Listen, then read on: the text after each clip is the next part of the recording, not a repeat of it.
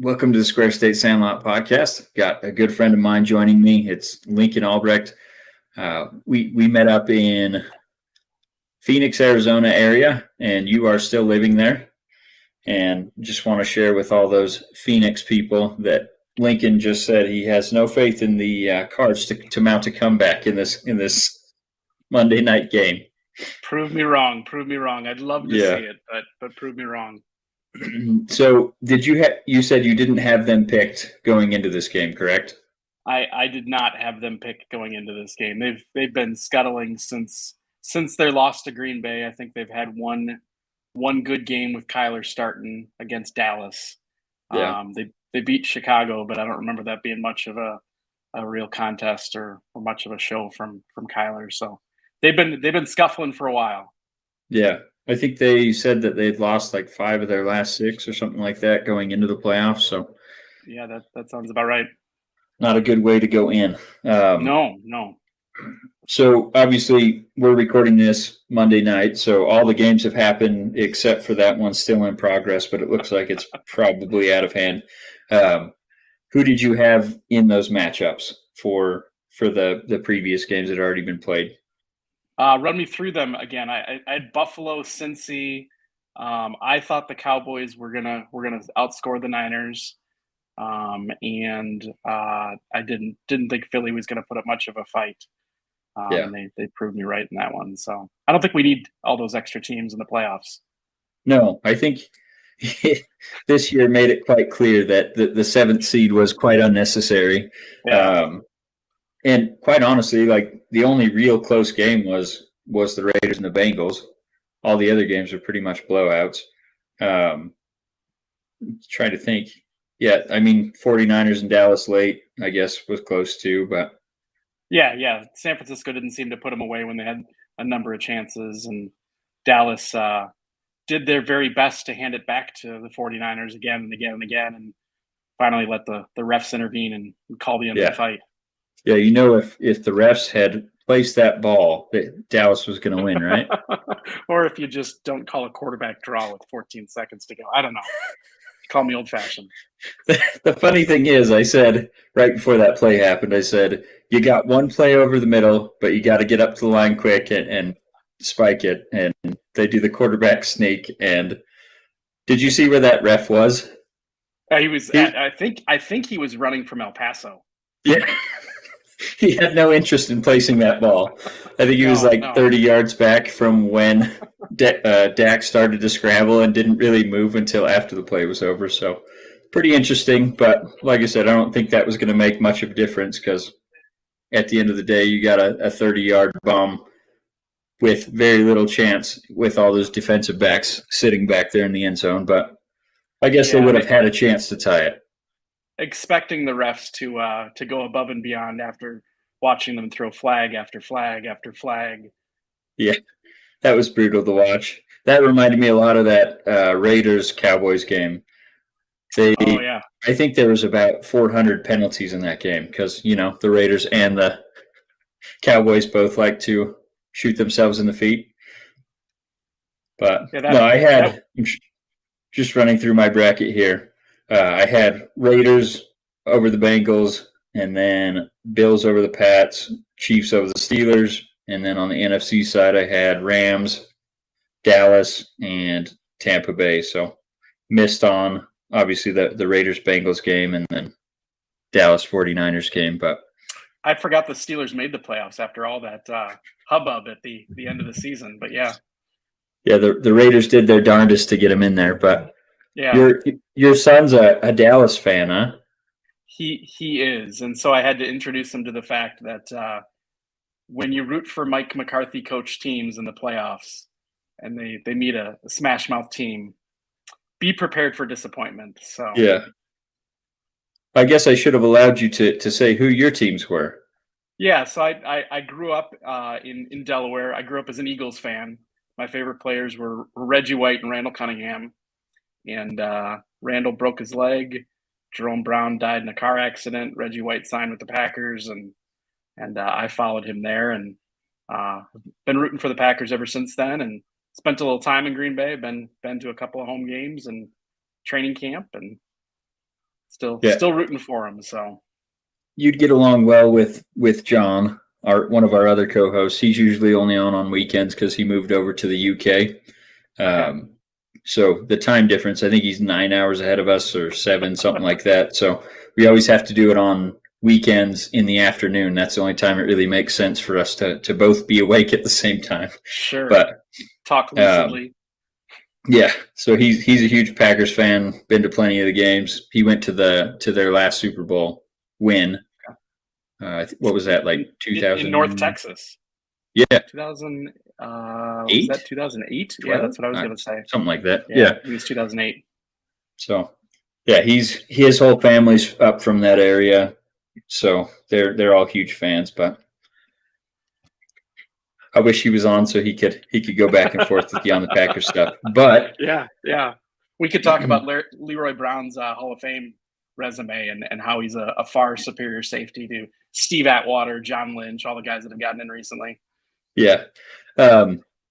He lost the pick'em contest that we did over the season, so trying to figure out a good punishment for him for losing that. And I think at least my opinion is, I'm going to send him my silver and black Charles Woodson jersey and have him hold up a sign that says, "Woodson always has been and always will be a Raider."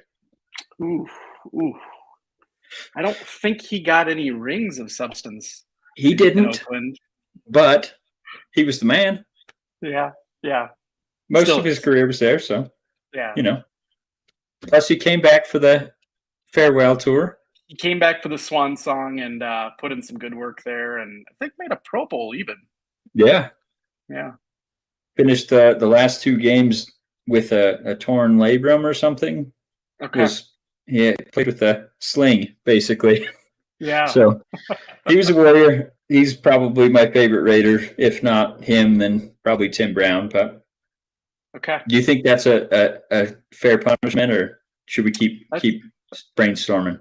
That's a pretty good punishment. I guess I was thinking. He probably goes back to rooting for them for quite some time, I would guess. Yeah. As long as I remember, and I met him when I was 13, so 20 years or so. Sure. A Favre Vikings jersey probably cuts pretty deep too. Oof. But yeah, I don't want to buy one of those though. Yeah, well, they're probably in clearance on eBay or something. Yeah. Get him one from the Baby Gap. The Vikings Hall of Fame though too. Is he? No. I was going to say, how many years did he even play there? Like 2? I think it was 2.5. Then he got old and it got cold and he stopped playing. Went to the Jets. Jets first. Oh, did he? Yep. Yeah. The Packers traded him to the Jets. Yeah. I always want to forget about those last years where he was, I'm going to retire. No, I'm not going to retire. Yeah, no, I am. No, I'm not. That's like whenever my kids can't make a decision about like what they want to eat or whatever, I'm like, come on, Brett Favre. They don't get it, but sure, it's fine. So who do you have in the divisional round?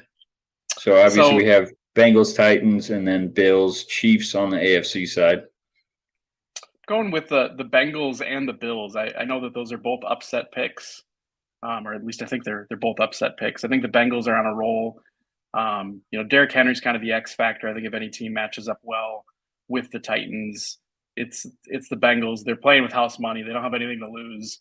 Nobody expects them really to compete. Titans are a well-coached team, but I believe they dropped a late season game to the Texans too, right? They did. That's it's a vulnerable 1 seed, I suppose, and Bengals seem to be firing on all cylinders. And big fan of Joe Burrow, so let's see what he can do there. How'd you like his post game look after the Raiders game?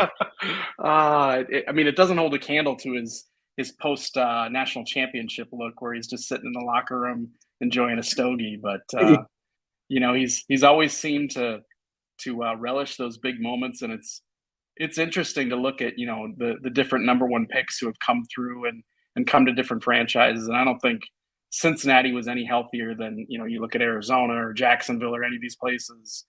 But they're just certain leaders that seem to elevate all the ships in the locker room. And I think Joe Burrow seems to be one of those guys, and not physically the most talented by any stretch, but just seems to know what it takes in the moment and be willing to do that and lift everybody up on his team. So we'll see. I think they're a couple of years ahead of schedule, but for sure, been nice to see.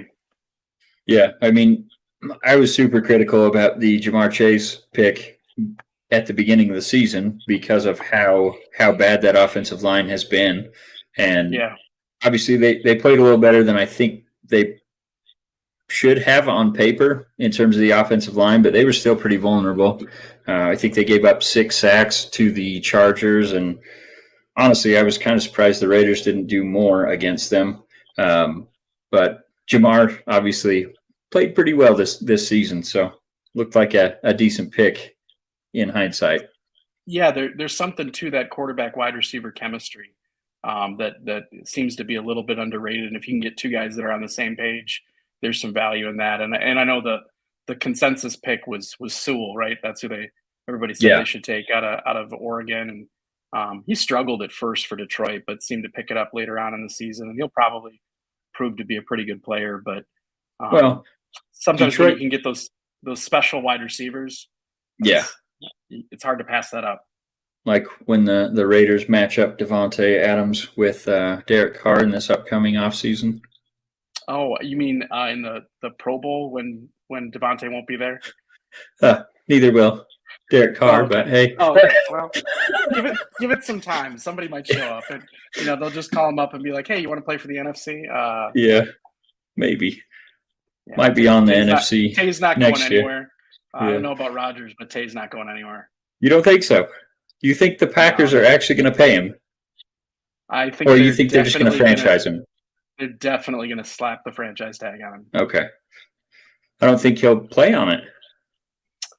I don't know how long it'll last. I think their goal is a long-term deal. He's proven to be somebody that is reliable and he made Brett Hundley look serviceable in Rodgers' absence, whatever year that was.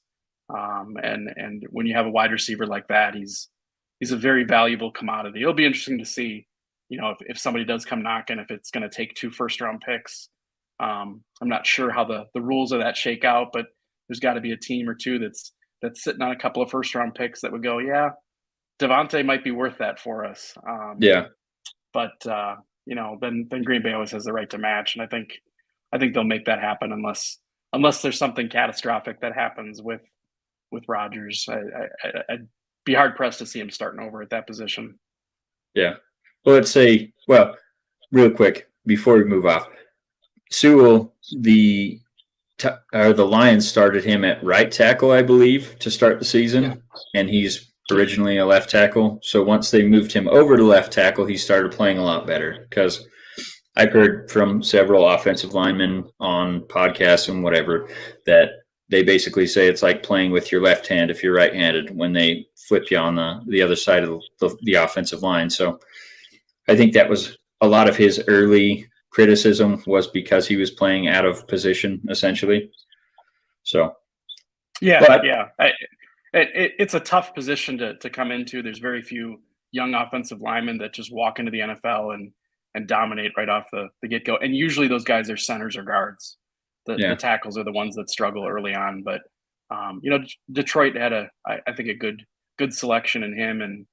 And if Chase hadn't spent so much time or had such a successful season down in Baton Rouge with Burrow, I think Sewell would have been the pick. But when you've got a quarterback that you trust in, he's saying, go get my guy, and you've got a chance to do it, you can find a tackle later on.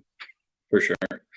Or you can take one in the first round that's a second rounder like the Raiders did. Sure. Whatever it takes, right? Speaking of, that's probably one of the main reasons Mike Mayock lost his job today. I just saw, you wanted to know, you wanted me to think about the most enticing openings in the NFL, and I guess they were teasing that in a little bit, but I wasn't prepared for that one to be open. I thought for sure after making the playoffs that'd be enough to buy one more season, but I think that was consensus among all the beat writers for the Raiders is playoffs, they'll probably keep their jobs. Sure. If they don't make the playoffs, then they're probably going to lose them. And, they played well in the playoffs against probably a superior team in the Bengals. And really, it came down to the last play. They had a good chance to tie it. So, yeah. But today it was announced that Mayock's out and Greg Olson, which I think that's probably the right move. Still no word on Bisaccia. He had a press conference for the end of the season, and it really sounded like goodbye-ish. So I don't know if he knows something. He did say that he'd already talked to Mark Davis about the possibility of interviewing for the head coaching job, and it sounds like he'll at least get an interview. They did put in an interview request for Gerard Mayo from New England. I'm sure there'll be a couple more at least for that hiring pool. So I wouldn't say Bisaccia is gone, but I think he said goodbye just in case to all the players and beat writers and all that. So, but getting back to the bracket, I chose Titans over the Bengals and then Bills over the Chiefs on the AFC side. And then on the NFC side, I picked Packers over the Rams and then Bucks over the 49ers. So the Packers are playing the 49ers. I don't know if that changes your pick. Yep, you're right. And the Rams are headed to Tampa. Yep, that's right. So, yes, it does change my pick. I forgot this is my predicted one, not the actual one. Yeah. So, yes, I think I would go Packers over the Niners and then probably Rams over the Bucks in that case. Okay. So I mean, my heart and my head says Green Bay. Hard to go against those two, but there's this sneaking San Francisco demon shadow that exists when you're a Packer fan for this long, whether it's Raheem Mostert rushing for 499 yards or whatever it was, or Colin Kaepernick doing the same thing. Seems like certain franchises are poor matchups, and Green Bay's not done a great job stopping the run recently. But I think they've made a couple of key improvements on the interior of the defense. As long as Kenny Clark's healthy, I think they'll be able to control the line of scrimmage enough to force Jimmy G to throw more than 7 or 8 times or whatever it was in the last matchup. And I'm not convinced that he can win a cold playoff game in Lambeau and outduel Aaron Rodgers. But we will see. It'll be quite the opportunity for them to exercise a playoff demon or two there. Yeah. Well, and I've heard Garoppolo got banged up in that last game, so he might not even play, or he might be playing hurt. And then you guys also are getting back Jair Alexander and a couple Bakhtiari, others. Yep. Bakhtiari, Alexander. And Smith. There's a little talk of Billy Turner. Zadarius has been hinted at. That's been more from him than from the team, from what I've heard. Yeah. I wouldn't be surprised if you see him in a couple of situations, but he's not going to be playing extensive plays. It'll be interesting to see. I mean, that's a game that, a classic NFC matchup that'll be won in the trenches to a large degree, and whoever can win those battles will probably prevail in that. And I think that's why everybody's given San Francisco or will be giving them a puncher's chance in the matchup, because they do such a good job on those lines. Yeah. Just as long as they don't get ahead with Shanahan at the helm. Yeah. No lead is safe with that guy. I don't know why, but no, it's not. You look at the way that he calls a game, and it seems like he's unorthodox. And when his team is down, he keeps running the ball. When his team is winning, it seems like he throws the ball too often. And it's hard to predict what it is that they're going to do there. But they seem to be well disciplined in the trenches there too. So as far as the Tampa Bay, Los Angeles matchup, it'll be interesting. I think that'll really hinge on whether or not Tristan Wirfs is healthy. Yeah. I don't think anybody knows that at this point. Tampa's certainly not going to say anything, but if he's not healthy, that's going to make it really, really difficult for Tampa to keep Tom upright. Los Angeles can bring the heat. And they've got a couple of corners that can turn the ball the other direction pretty quickly. So Jalen Ramsey and Mike Evans, that's going to be a good matchup. And you got David Long, assuming he came through the game healthy. He got nicked up, it sounded like, at some point in the third quarter. But he can match up on just about anybody that they're going to throw out there. And then the safeties matching up on Gronk, I guess, will probably be the real key to that, because that's Brady's safety blanket. Eric Weddle, the Gronk stopper. Yeah. 40 years old, off the bench. Yeah, can the beard off the couch. The Gronk? Yeah. It's two guys that thought about retirement and just didn't stick, so they wanted to come back. Like, I've loved Eric Weddle since his college days, because obviously growing up Utah, right, and living in Utah, he was a phenomenal player. So seeing him get drafted and all that stuff, it's been really cool watching him throughout his career. Always hoped that he would come to the Raiders, because Raiders always have needed a safety and never seemed to be able to find one. But yeah, I was just shocked when I saw Eric Weddle signed with the Rams. Like, hasn't he been retired for 2 years? Yep. But it'll be interesting to see how, because I'm sure he's going to have to play. It sounds like their entire secondary is pretty banged up. So. Yeah, Rapp was out with a concussion, so it's hard to say when he'll be ready. I do think it'll be a big deal that the San Francisco Green Bay matchup is on Saturday. It's going to be hard for Warner and Bosa to get both back into playing shape. I think Bosa's got the concussion and Warner's got an ankle sprain. Yeah, ankle or to get knee ready or for something. that game. Yeah, but having that extra day for LA and for Tampa is going to be very, very helpful to them, I think. Yeah. I think that's going to be one of the better ones to watch. And then that Bills-Chiefs one. Whew. That's going to be high scoring, I think. I thought Bills-Packers at the beginning of the season for the Super Bowl, and so that's why I'm picking the Bills in this Chiefs matchup. But when you saw what the Chiefs did, and granted, it's Pittsburgh and their offense has been pretty anemic, but their defense has been pretty good. And it just looked like they were not playing the same game.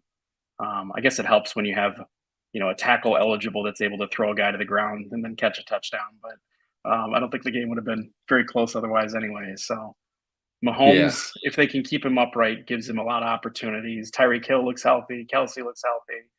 I don't know if they'll be able to get Edwards-Helaire back or anything like that, but it seems like they're able to plug guys into that running back spot and get just enough production out of that. Well, the Bills have found out the secret formula.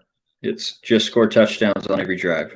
Right. I mean, and sometimes when the other team has the ball too, right? Yeah. So no, I think that's going to be a fun one to watch. Obviously the Chiefs will be at home in Arrowhead, so that's always a tough place to play. But I mean, Josh Allen was made for this. He played in Laramie, Wyoming, of all places. So yeah, pretty accustomed to cold and wind and all that fun stuff. Yeah, the Bills are going to think it's basically a spring break for them. With the weather they've had in northern New York, western New York there. So I don't think in other situations maybe coming to Kansas City would be inclement weather. The noise will always be a factor there. Arrowhead's for sure infamous for that, but crowds quiet down when you score, and the Bills seem to be able to do that. And so they've got a lot of weapons, and Josh Allen's really hard to take down. And I don't know if Chris Jones and Frank Clark is enough to really slow down the Bills enough. But it's one of those games that probably comes down to who has the ball last. Yep. And I think the Bills will pull it out in the end, but it should be an exciting game. Yeah. Well, and I think the Bills have, I think it's the number 1 rated scoring defense in the league. Okay. And a really high-powered offense. So you would think on paper that leads to them winning, but obviously they had a little rough stretch towards the middle of the season. So they're coming on hot right now, though. And I picked at the beginning of the season Bills and Rams in the Super Bowl. Rams, okay. So I did change in the playoffs to the Packers, but that's just because the Rams haven't been playing so hot of late. But I don't know. I would say it's that you saw the light. But, Yeah. maybe blame it on the Rams. That's fine. Matt Stafford, maybe. Yeah.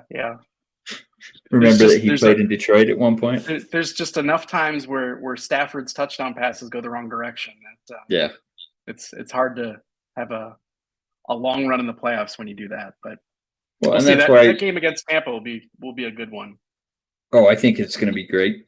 But I think that's the reason I got you guys definitely over the 49ers, because Garoppolo always seems to throw that one where he just wishes he could have it back. Keeps the other team in it. So. And Rasul Douglas seems to be on the receiving end of passes like that from quarterback after quarterback.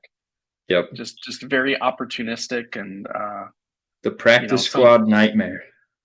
Yeah, for other teams. King, right? Yeah, he's incredible.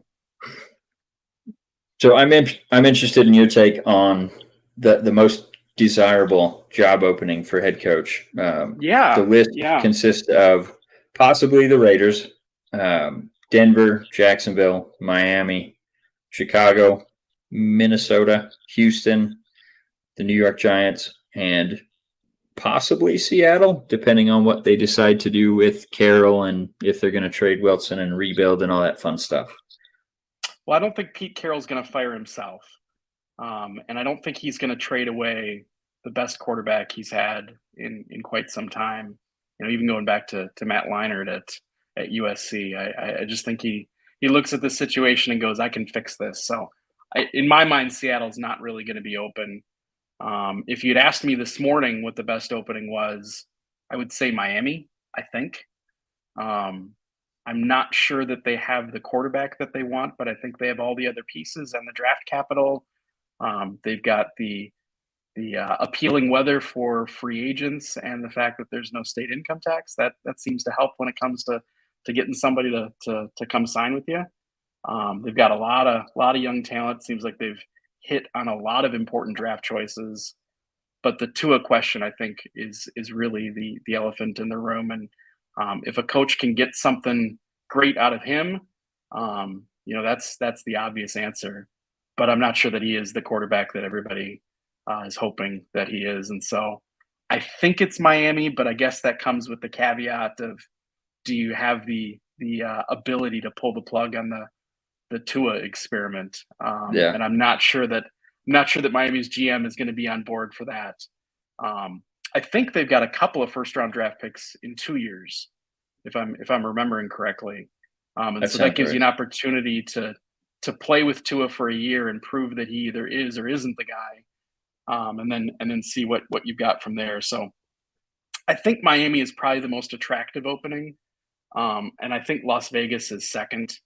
I think that job is open. Anytime the GM gets canned so quickly after the end of the season, and you've got an interim head coach, regardless of the success that they've had, I just think that he's going to be on the open market. And as a Packers fan, I would love to see him coordinate the special teams for Green Bay.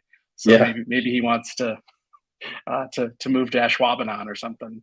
But I think Las Vegas is probably the second best opening. They've got a couple of holes in the roster, but I think Derek Carr, I think, is a very underrated quarterback. He reminds me a lot of Rich Gannon, good and bad, but Rich Gannon in his career with Oakland, you surround that guy with weapons and he can look really, really special.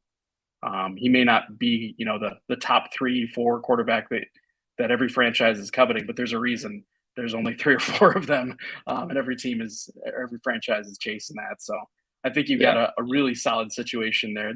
There's certainly some places that that the roster could use some upgrading, but you've got pass rushers, you've got a dynamic tight end, you've got a really good running back if he can stay healthy. You've got some pieces, on the defensive side too that are pretty decent, and beyond the pass rush. So I think Las Vegas is probably the second best job opening. I think the question is always, how do you get along with ownership? And I think the difference between Stephen Ross and Mark Davis is pretty wide.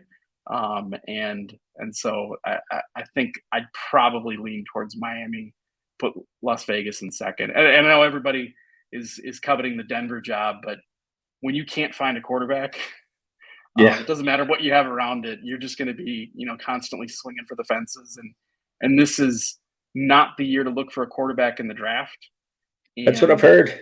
yeah, and I'm just not convinced that there's actually a quarterback available in free agency or the trade market that's actually gonna make a big difference. Now, maybe Russell Wilson's actually available.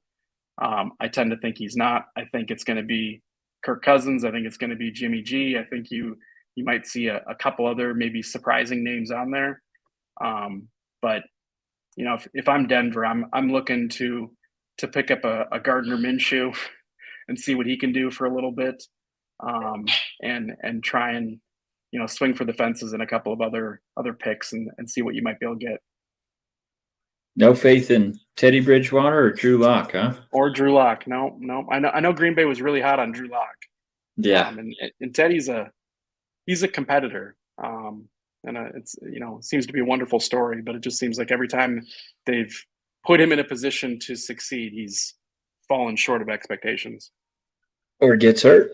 But I think my only counterpoint to your Miami would be the Bills and the Patriots in that division. Those teams both look like they're set up for success for quite some time. So it's going to be really difficult to win in Miami, and they might be replacing you in a couple of years. So yeah. I put Las Vegas as kind of open because I'm still not convinced they're going to move on from Rich Bisaccia, especially the way that his players talk about him, and the way that he was really able to grow over the course of the season. In the midst of that 5 of 6 losing streak, he was really making some questionable decisions on time management, going for it on 4th down when it's like 4th and 1, and he decides to punt in about midfield territory. Things like that, where it's like you're almost conceding the game by not going for it there. But he really grew and started to make some better decisions towards the end of the season. And like I said, Max Crosby, Derek Carr, all their best players are really pounding their chest for Rich. So the fact that he hasn't been, laid off or whatever already, at least tells me he's got a chance to stick around. And short of getting someone like Jim Harbaugh from Michigan, or really, I think that's probably their guy. If they're going to move on from Rich, it's probably Jim. And there's rumors that Michigan's basically increased their offer to Jim to keep him around. And it's basically up to him if he wants to take that new contract or if he wants to explore options in the NFL. So I don't know where he's at, but I think with his connection to Mark Davis, if he wants that job, it's probably his. But I think if he doesn't want it, then maybe they elevate Rich to full-time head coach for 1 or 2 seasons and see how he can do. And then if not, take a shot at the next openings, essentially. So I would probably put Vegas at the top just because other than the Chiefs, I mean, Denver's pretty much middling, and the Chargers always tend to charger at the end of the season. So pretty good chance to at least compete for a wild card spot there in Las Vegas. And like I said, you don't have the Bills or the Patriots to compete with. Denver's a good position if you can swing a trade for one of those Russell Wilson, Aaron Rodgers. I know you don't want to hear it, but it's not happening. And then obviously Deshaun Watson, if he can figure out his legal issues and not end up behind bars, he's probably a good option at quarterback too. So,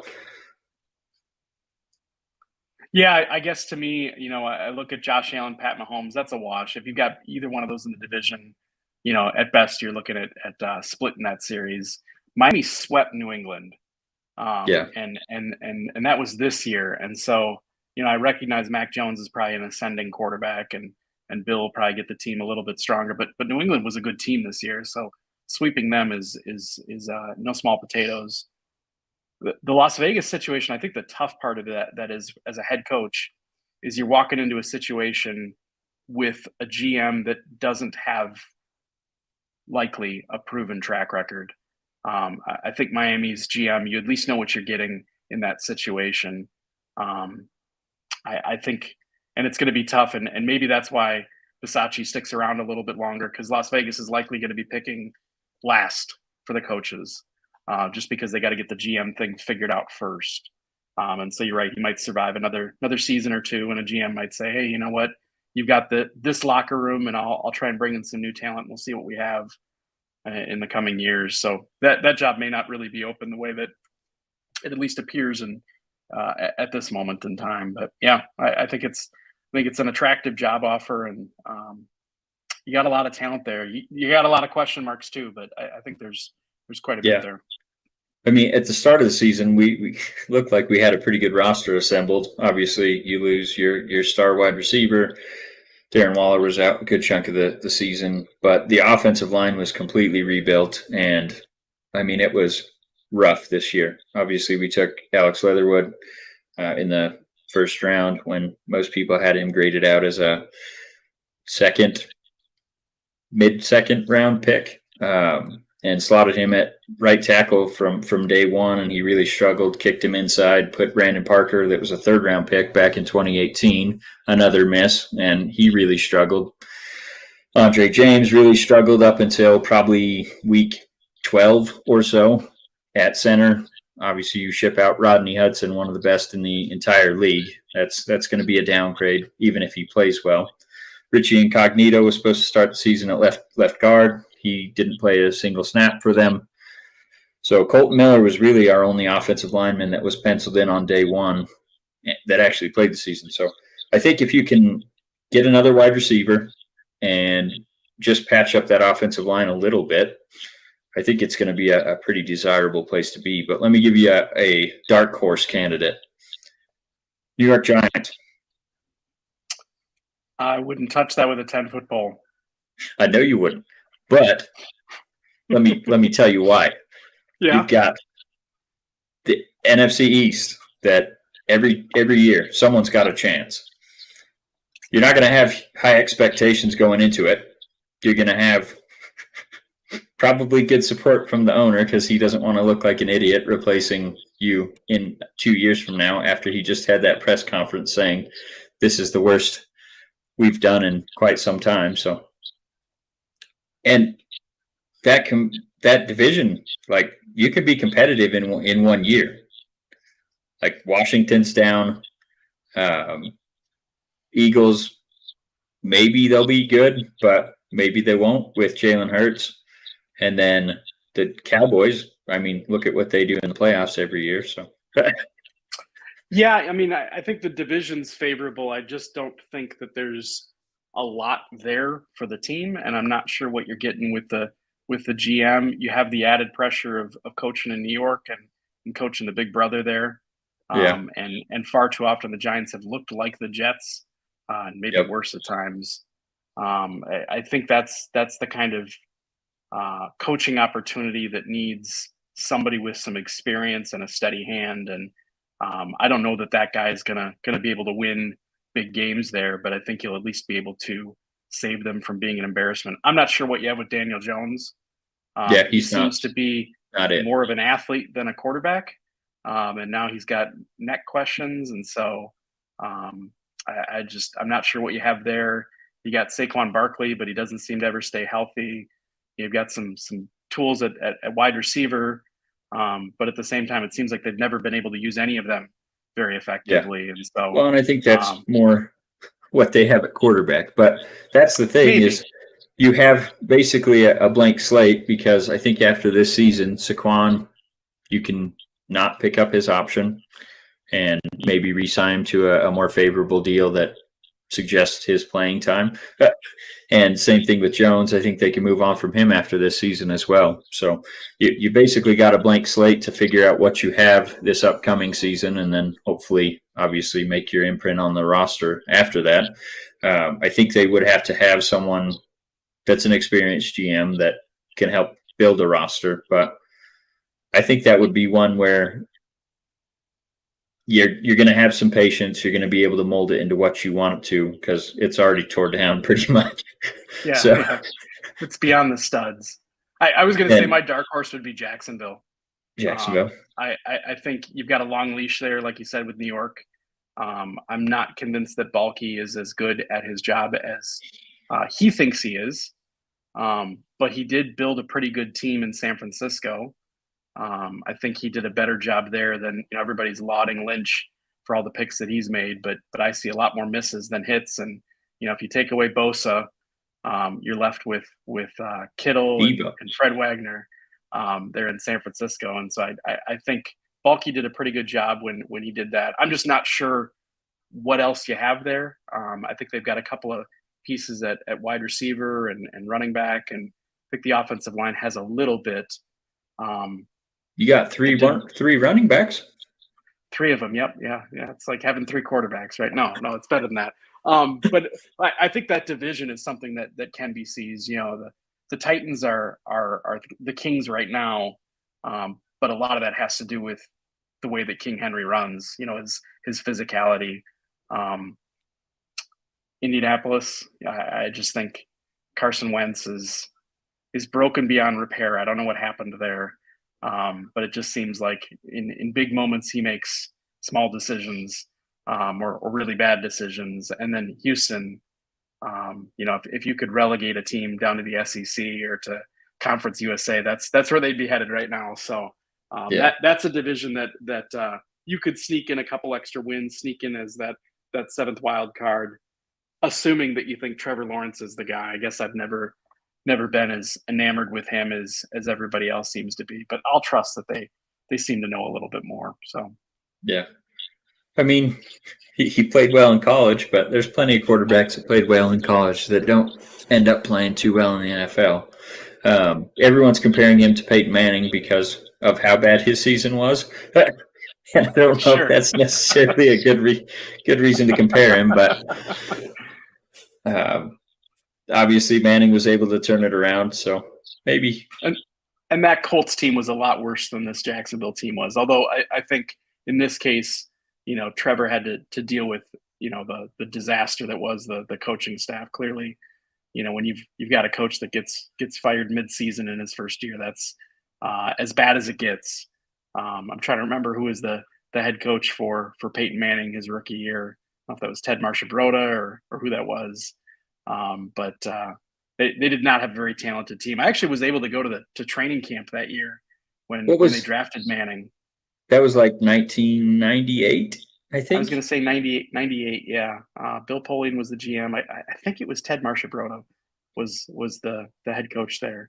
And I was able to get autographs from like every single player except for Marshall Faulk and Peyton Manning and, Marvin Harrison, anybody that ended up being any good.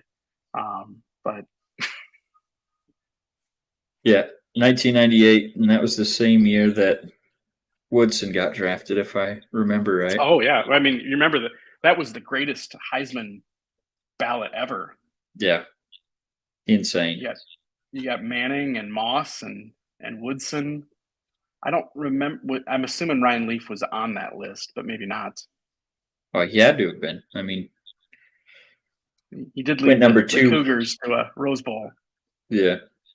Yeah, C. Wood, we drafted him 4th overall. That I was so fired up because back then I didn't really have a college team, but obviously played the NCAA football on PS2 or whatever it was back then, and I would always play as Michigan just because I loved their fight song and I love Charles Woodson. So yeah, classic fight song. So yeah, no, that was my pick for sure, but. No, I think you definitely hit that on the head. Miami could be a great place to land. It still puzzles me why Flores is out after 2 winning seasons back to back. Yeah, I think it's likely a case of personalities. Yeah. And when you have someone who is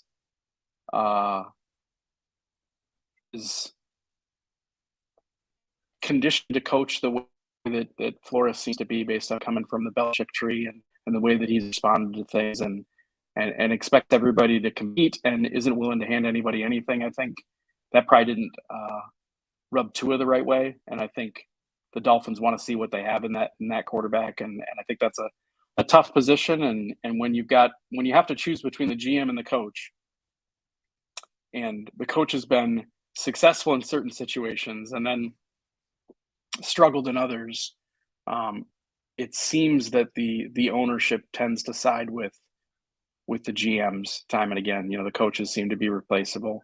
Flores, I think, is an excellent coach.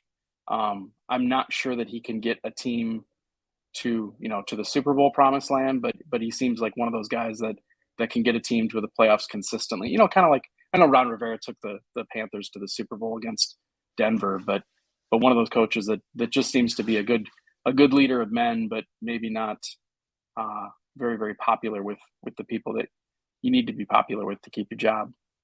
That still kills me to this day. Like, one of my best friends from high school has been a diehard Carolina fan since they became a expansion team. So he liked them through all the trash seasons, the Chris Winkie, and I think they went 1-15, something like that, to draft Chris Winkie. And seeing them go to the Super Bowl and lose to the Patriots on that last second field goal by Vinatieri, I think that was 2001. And then losing to the Broncos with Cam Newton. Those were some rough Super Bowls, but very, very, very painful. And yet you look at other teams that were new franchises and still haven't sniffed Super Bowl success, and you got to be grateful if you're a Panthers fan, how many times you've been there. Yeah, I mean, I haven't seen a Raiders Super Bowl other than that 2002, and I don't even want to remember it because it got whacked so bad.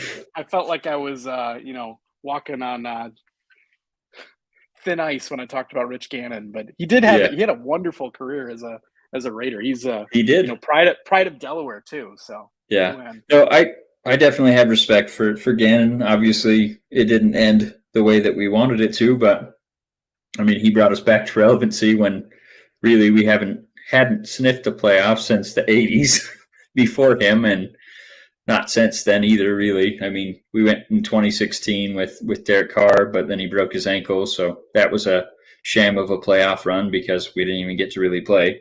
And then, obviously, this season, another first-round exit, so not ideal, but it is what it is. That Super Bowl was a perfect storm situation for the Raiders, too. You have your center going AWOL the night before the Super Bowl. I think he didn't even play, right, Barrett Rood? From Nebraska. I think he didn't even show up until halftime, if I remember right. Yeah. And he was sloppy drunk, so no, he did not play that. Yeah. So you have that situation. You're going up against your ex-head coach. Yeah. Tampa has a super talented defense. You've got an aging offense. Aging offense. Skill position. And Bill Callahan was probably the worst coach to ever coach in the NFL. Yeah, I mean, I guess there were rumors, right, that he had thrown the game or whatever, was not tipping his pitches, whatever you call that in football, to Gruden to give him, kind of that kudos. But it was a perfect start. They should have thrown the ball to Jerry Porter more. Obviously, that was the problem. Clearly, I miss that guy. Or Doug Jolly. Yeah, it's funny because I took a Raiders quiz. Just the other day. It was one of those stupid things on Facebook, but there's I think it was 50 questions of random Raiders players to ever play the game. And it was all mostly modern era. There's a couple older guys that I didn't recognize, but I think it got 45 out of 50. And there was some gems like TJ Hushmanzada and, a bunch of the retreads that you don't even remember being on the Raiders. Yeah. But it was funny looking back through that because I was like, yep, remember him. He was supposed to be awesome. Sucked. It's just been painful. I always joke to my dad, thanks for getting me hooked on the Raiders, Dad. That was real nice. You get to see all the success from the 70s and 80s, and then I get to see this. So thanks for that. Yeah, you get Javon Walker as the opponent and the player, and neither one turns out in your favor. Yeah, no, I just laugh because like at the end of the day, what could you do? You can change teams or you could just laugh through it. And it's always Yeah. like, did you see who was that?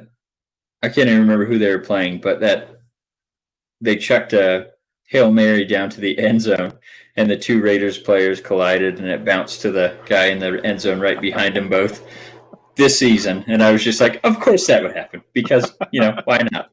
Raiders. But it Oh, is, like you said, it can't change it. Just smile through the pain and hope for better next year. That's all we ever have to look forward to. But hope the Chargers keep charging and the Broncos can't find a quarterback, right? yeah, that's what we can hope for. Or maybe we can swing a trade for Derek Carr for Herbert. Maybe they'd go for that. Yeah, I don't think so. No, can't even make that happen in Madden. Nope. Maybe Tua. No, I don't think you want that. I don't think you want that. No, we don't want that. No. Carr's better. Okay, so for the last segment, unless there's anything else you want to talk about with that desirable opening, No, I think we probably touched that. So for the last segment, we always do best of the week, worst of the week, and I don't know if you've seen us do this or not, but it's basically best thing for you personally or in sports, whatever, and then the worst thing. An example would be worst thing. What from a couple weeks ago was AB running off the field in the middle of a game. Cost me a fantasy football championship. Lost it cost me 0.4. Jamar Chase putting up half a point in the first round cost me a playoff run. Okay. But my best of the week is just time spent with family. I mean, obviously sports let me down in every conceivable way. Warriors are scuffling. Raiders went out in the first round. So general time with the family is probably my best thing that's happened this week. And then the worst, I'm going to go with the Raiders playoff game. Obviously, great run through the season. Never expected us to get there with all the things that happened. So thankful for that. But obviously, losing in that fashion when it comes down to the final play of the game, and we throw it 2 yards short of the end zone on the final play of the game into double coverage, and it gets picked off. Not a great way to end the season. So yeah. To your third option, I think. Third option, yeah. And I think Waller was streaking wide open on the perimeter there. So I thought for sure. I mean, it wasn't third down, so I don't know if you can throw it to Hunter Renfrow, but usually that's the guy you're looking for in a clutch situation. That's a good best of the week. I was thinking, best and worst of the week maybe happened within 2 seconds of each other in that game. Burrow's throw on the sideline was really, really impressive, and the whistle was horrible. I don't know what the ref is thinking. And I don't think it really impacted the way the defense reacted to the play. Maybe it did. You see so many plays after the whistle, but I just don't understand why, because obviously that whistle's coming from across the field. Why you think you're the one that needs to blow the whistle in that situation to blow a play dead and add controversy where they didn't need to be. Yeah. And no, I don't think it would have affected the possible reception because obviously he had beaten the defender. But the one point I would say to that is, and maybe I'll change my worst of the week to NFL officiating because it's been awful in the entire. I don't want to just say the Raiders game because it definitely was not the Raiders game. But no, I think Trevon Merrick was going to at least try to break up that pass by tackling him to break up the play, and you see him let up because the play got blown dead. So he's like, "What's going on?" So I think he would have had every chance to catch it, but I think Merrick would have at least tried to tackle him to break it up. So who knows what would have happened with that? But sure. Yeah, so thanks for getting me fired up about officiating again. I mean, the real worst of the week is where we started the quarterback draw with 14 seconds to go. I would love, and I know it wasn't, at least that's what I've heard. It wasn't McCarthy's call; it was Kellen Moore's call to send that into Dak. But I would love to hear what Rodgers would do if McCarthy had called that in for him in that situation to run a quarterback draw. There's no way.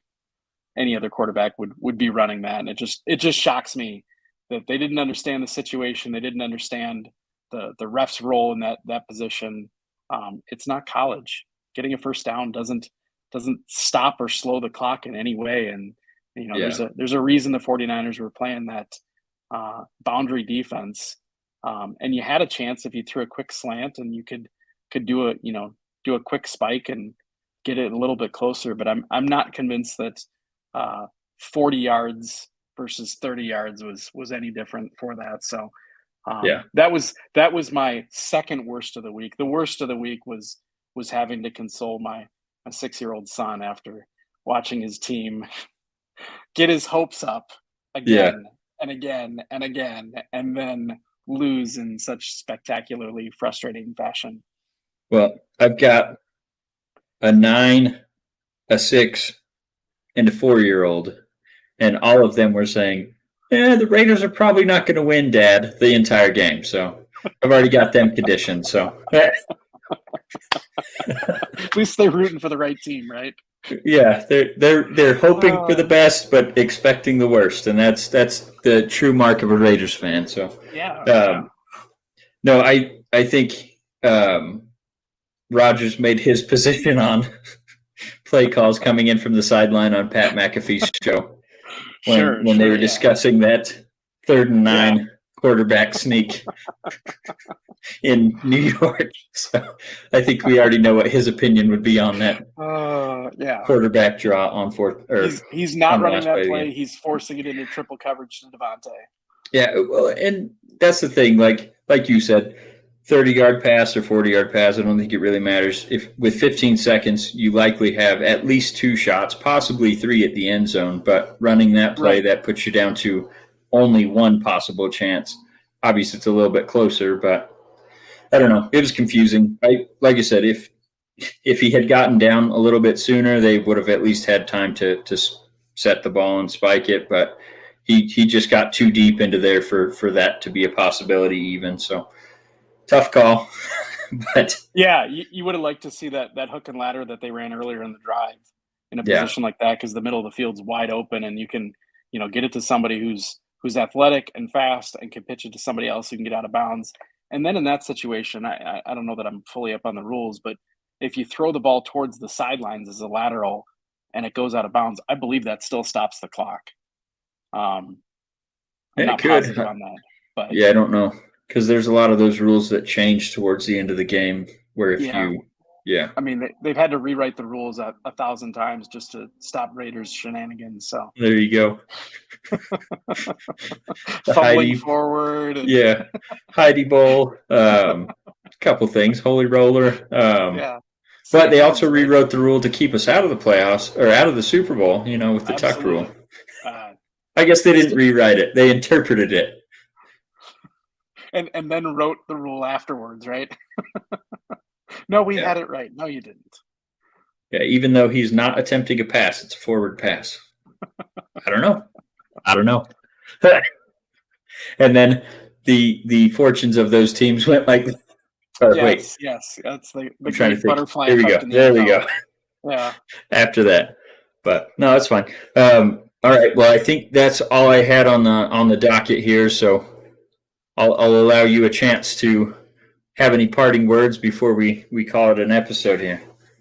I've got nothing. Thanks for the time. Thanks for the opportunity to talk shop for a little bit and talk about the NFL coming up, and looking forward to seeing how the rest of the playoffs play out, and hopefully celebrating my team playing in Los Angeles, but we'll see. I'll wish you guys the best of luck, except against the Bills, because got to cheer for my guy from the University of Wyoming in that one. So yeah, that makes sense. But I wouldn't mind seeing a walk-off for Aaron Rodgers if this is going to be it. So I think he's got a few more left, but we'll see where that happens. I just mean with the Packers because. Okay. He's talked about retirement. Yeah, he's talked about retirement, which it just makes me laugh because he hated Brett Favre so much, and now he's doing the exact same stuff. It's all over again. It's the only difference is he talks about not being surrounded with weapons, or at least that he allows that conversation to happen. And you look at the players that he's had, you compare them to the wide receivers that Rodgers had post 98. And Devontae is far superior to the seventh round pick Donald Driver that Favre spent most of the second half of his career throwing to. Still my favorite trade in Packers history. They traded a pick to the they traded for a pick from the Bears to draft Donald Driver. I'm sure he would have been just as good in Chicago, but probably, yeah. Yeah, that happens. You look at the quarterbacks they have there, probably would have been even better. Probably. But no, appreciate you coming on. We'll have to do this again because I always love talking to you, especially about sports. So we'll get you on another time, and hopefully Kyle or John will be on as well, and you guys can talk about the Packers or whatever else comes up. So yeah, good old days of Edgar Bennett. Yeah, I don't know who that is, but he probably would. Oh, he would. Yeah. All right, man. It was good catching up with you. We're going to end this right here. Sounds good.